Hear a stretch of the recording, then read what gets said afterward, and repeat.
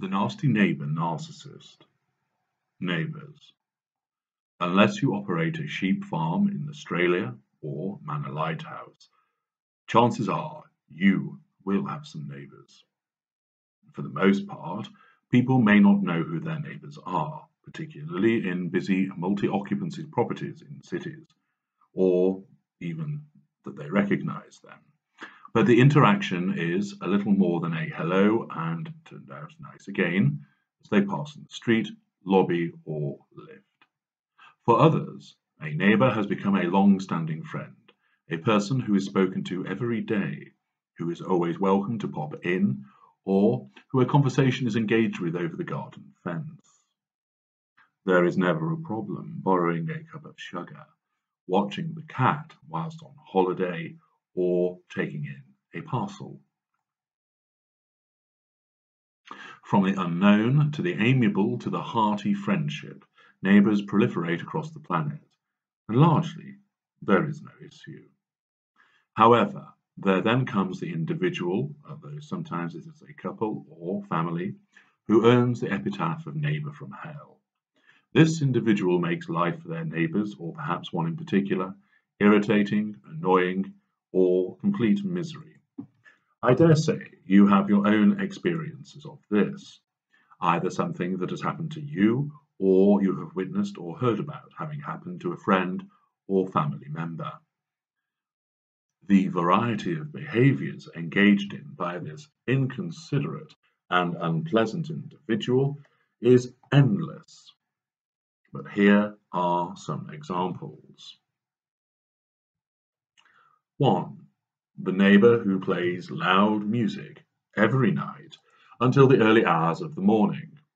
2. The neighbour who complains if one of your visitors parks their car outside his house, even if it is not blocking the driveway. 3. A neighbour whose garden and house is an eyesore, and nothing is done to keep it tidy or well maintained. 4. A neighbour who commences a boundary dispute because the new ornament atop the pillar at the end of your drive appears to encroach 1 inch onto his land. 5. The neighbour who kicks over your wheelie bins because they say you are leaving them on your property. 6. The neighbour who erects a huge fence blocking out your natural light. 7. The neighbour who leaves mountains of rubbish lying around, attracting rodents and causing stench. 8. The neighbour who has an animal which causes a problem through noise, droppings, biting, or damaging property. 9. The neighbour who will not return footballs and the like go over the fence onto their garden. 10. The neighbour who repeatedly complains about you and your family over non-existent or trivial complaints. 11. Sending anonymous notes to other neighbours suggesting that the targeted neighbour is a paedophile or serial womanizer. 12. The neighbour who always borrows possessions and never returns them. It may be the case that a particular neighbour engages in one or several of these antisocial behaviours. It may be the case that a neighbour engages in a vendetta whereby the behaviour goes beyond that of being antisocial and amounts to a concerted campaign of harassment, criminal damage, and even criminal assault. This unpleasant neighbour may embark on a series of behaviours, such as poisoning animals, pouring weed killer on flowers, or ripping up the garden turf, posting feces through the letterbox, smashing windows, erecting barriers to prevent access, and physically attacking the long-suffering neighbour.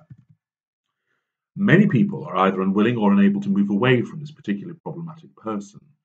Naturally, the innocent party will try to reason with the difficult neighbour, trying to reach a compromise over parking arrangements, or asking the neighbour to show more consideration with regards to making noise at night. The innocent neighbour recognises that the behaviour is antisocial, but is unable to understand 1. Why the neighbour behaves like this in the first place, 2. Fails to recognise he or she is doing anything wrong, 3. Refuses to change their behaviours, 4. Gets so worked up over trivial matters, and 5.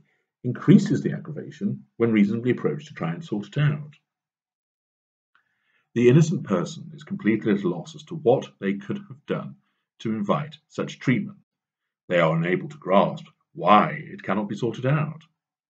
They may in fact escalate matters by making a complaint to the relevant authority about noise, refuse and behaviour, involve the police, or commence their own legal proceedings to resolve a boundary dispute, where significant money is spent arguing about a strip of land 3 inches in width and makes no real difference to anybody. Even such escalation fails to cause the nasty neighbour to correct their ways, often resulting in the unpleasant behaviour continuing, or, if the neighbour does comply with the court order or notice, they engage in an alternative form of nuisance and harassment, leaving the innocent party exasperated. They cannot understand why this person behaves this way.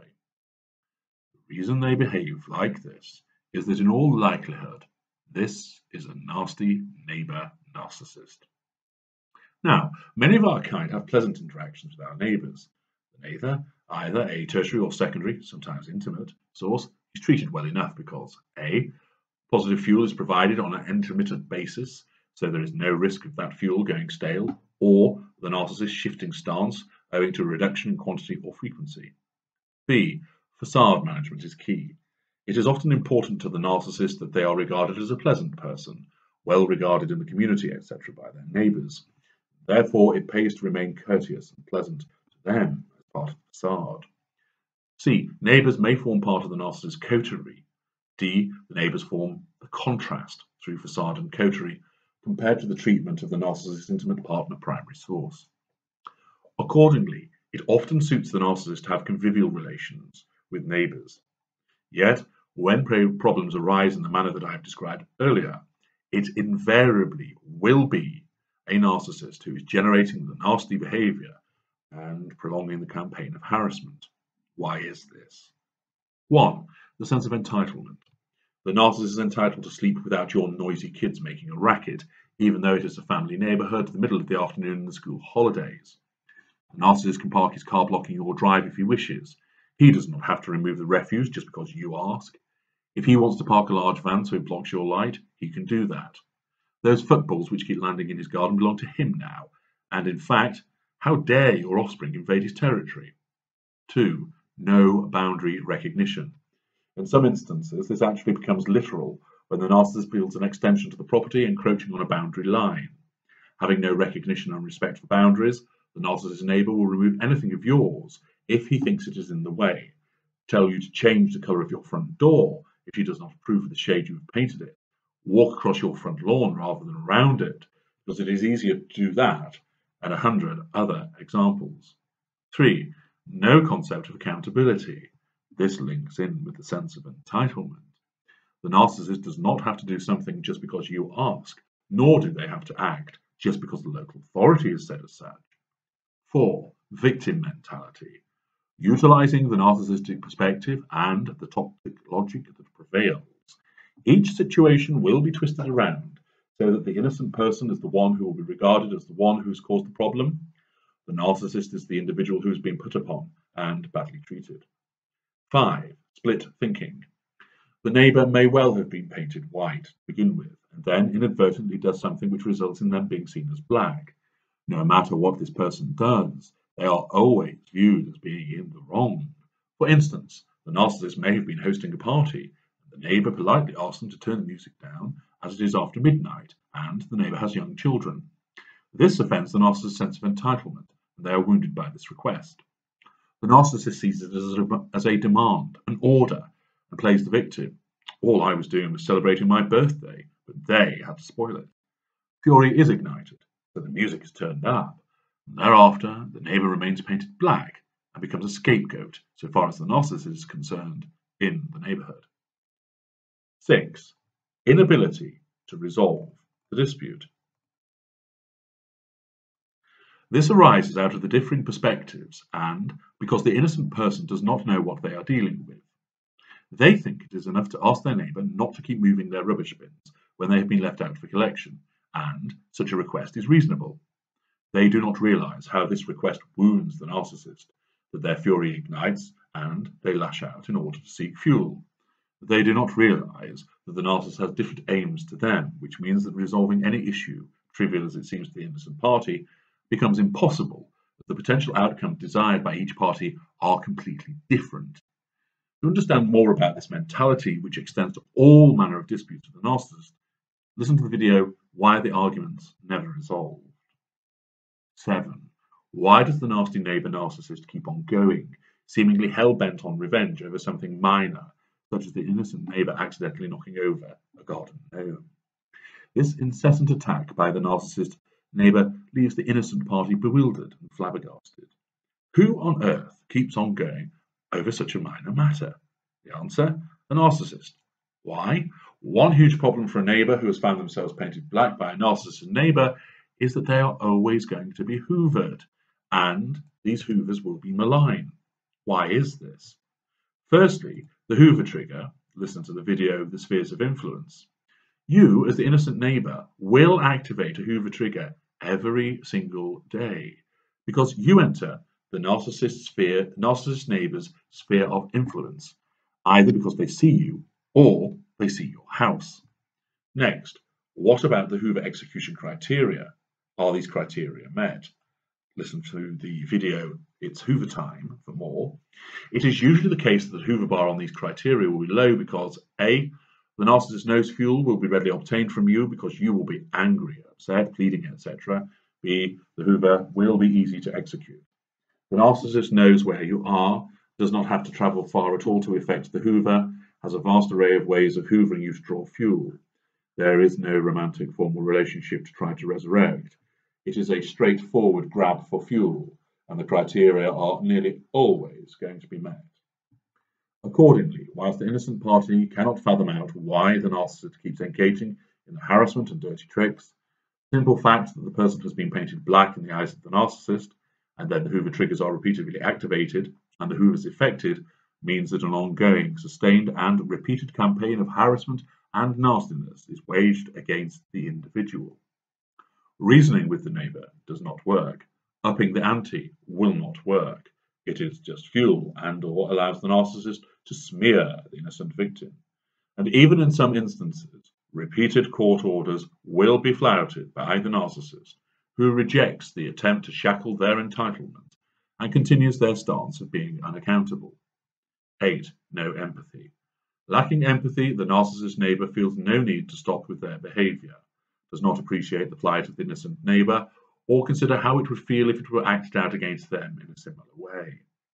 Instead, the narcissist will turn the matter around to explain how they are the one who is hard done to, and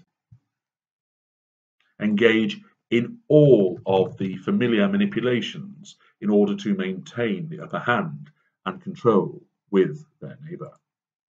9. Scapegoated neighbour is used for the purpose of triangulation with other neighbours, or more often the brainwashed members of the narcissist family, so that more lines of fuel are opened up. 10. There may well have been no warning signs either, because the narcissist at first will have presented a facade to the new neighbours and in effect have been subjected to a form of seduction by the narcissist neighbour. Those other neighbours who tried to warn you were ignored since, oh, he's been ever so friendly since we moved in. Does this sound familiar to the romantic dynamic of ignoring those red flags? Accordingly, if you have a repeatedly antisocial, unreasonable, and harassing neighbour, it is highly likely you are dealing with a narcissist. What to do about it? 1. Do not react, so little or no fuel is provided.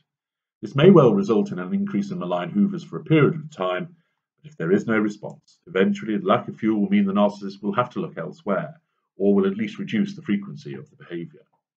2. Log all incidences of antisocial behaviour with relevant authorities.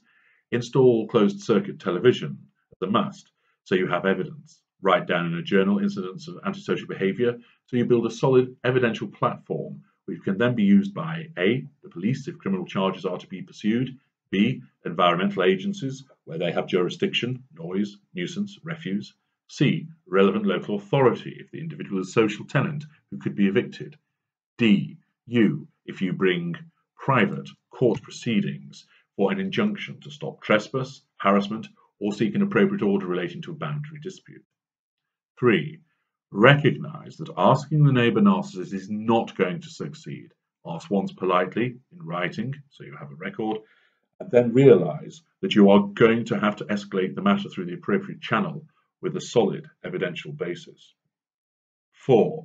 Understand that even formal escalation will take time, and with certain neighbour narcissists, they will even ignore court orders, flout notices, and so on until enforcement action is taken by the relevant body and/or the neighbour narcissist is sent to prison for failure to obey the court order or notice. 5. Go no contact and find a damn good estate agent to sell your home.